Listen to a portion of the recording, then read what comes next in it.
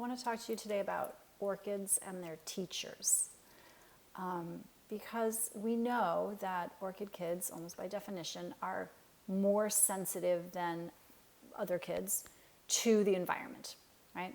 They're more sensitive to clothing, like their physical environment sometimes, to the sounds in the environment, to the people in the environment. And that's where we land on teachers, right? Teachers, school teachers, are a big part of kids' lives.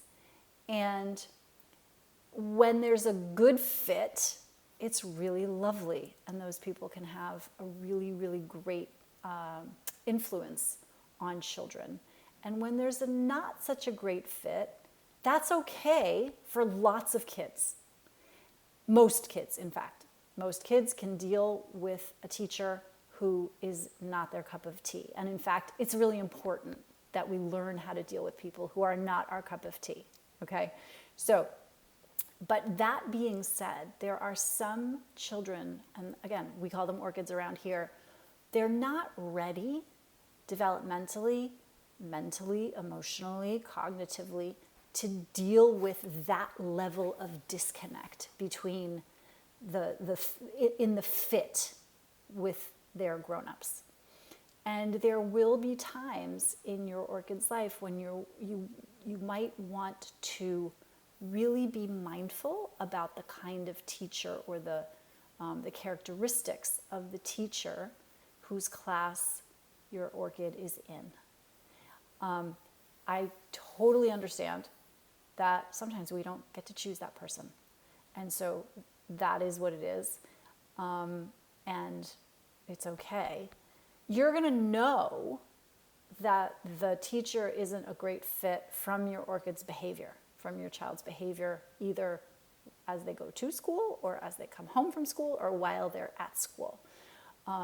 Kids who are really struggling with the fit of the teacher, and again, I want to be really clear here. I'm not talking about bad teachers. This is not what we're talking about. Okay, these are good teachers who are a bad fit for your child. That's it, right? I am not in the business of blaming teachers. This is just about fit. This is about your child and the grown-up that they're interfacing with. And so there are going to be moments when your child is going to make it really clear to you that it's not a good fit. And you're going to probably hear that from the teacher too, in the way that they talk about your child. They're not going to have so many nice things to say. They're going to be a little bit cautious. They might be a little reserved. Your child is not going to want to go to school some of the time. And again, sometimes kids don't want to go to school. It's important to tease out why that is. But one of the reasons might be the fit of the person they're dealing with most often. And so if you cannot make a change, then you've got some reckoning to do in terms of how are you going to be preparing your child for the fact that they need to stay in this class. And is that a fair challenge for them in the moment? Are there other accommodations that we could be making? And depending on the extremity of the behaviors and the impact, then we're going to want to look at different solutions. Sometimes at the beginning of the year, and I realize we've just, at the time that I'm recording this video, we've just started a school year, and so switching may not be an option, although sometimes it is. Sometimes we can talk to school, talk to administrators and say, hey, look, I've got a very sensitive child who does best when adults in their life, and then fill in the blank. Pay a lot of attention to them. Pay almost no attention to them. Give them really big praise and encouragement.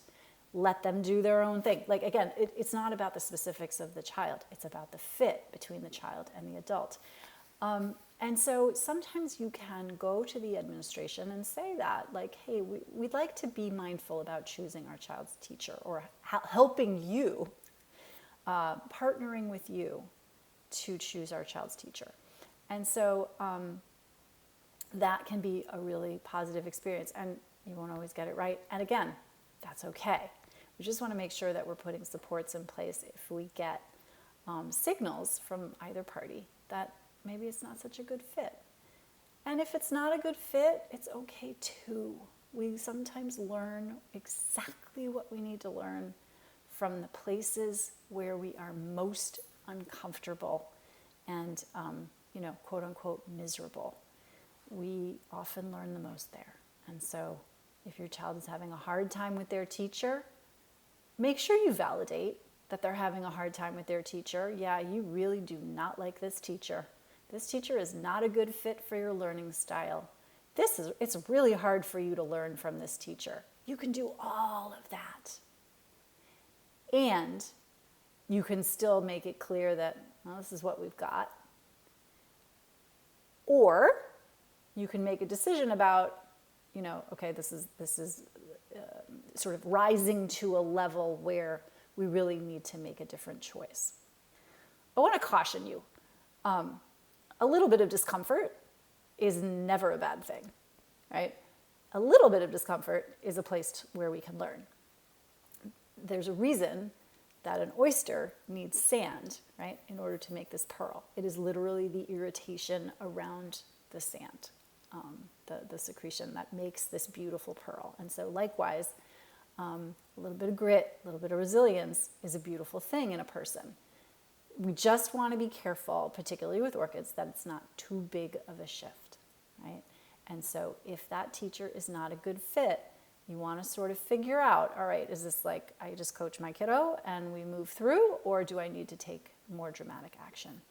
So hopefully just food for thought as we move forward with kids and teachers. Till next time, take care.